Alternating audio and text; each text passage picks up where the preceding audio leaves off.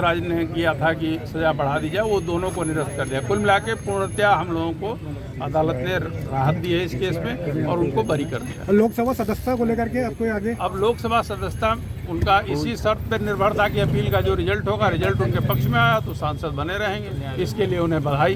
ऐसे कौन से तर्क थे जिसको कि कोर्ट ने माना, क्योंकि लोअर कोर्ट ने तो सजा देखिए, वो सुनाई थी। जजमेंट्स जो है वो 50 पेज से अधिक का है, तो वो सारे तर्क जब अपलोड होंगे तभी आपसे शेयर किए जा सकते हैं।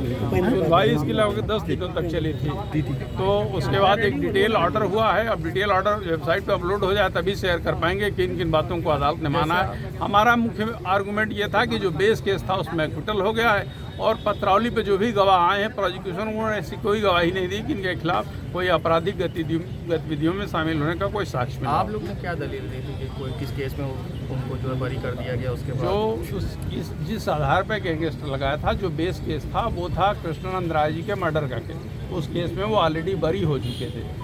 तो हमारा मुख्य तर्क ये था हम लोगों का कि साहब वो जो बेस केस है जिसको आधारित करके आपने दूसरा केस लिखा, चूँकि उसमें बरी हो चुके हैं, तो इसमें अब सज़ा का कोई आधार नहीं। और इसके अलावा भी तमाम आर्गूमेंट्स थे। मैंने कहा ना कि लगभग 10 दिन तक बहस हुई और माननीय न्यायालय ने बड़े धैर्य से हम लोगों के आर्गूमेंट्स को सुना है और माननीय न्यायालय का बहुत बहुत आभार कि उन्होंने हमारे आर्गूमेंट्स को स्वीकार किया। नाम बता दें।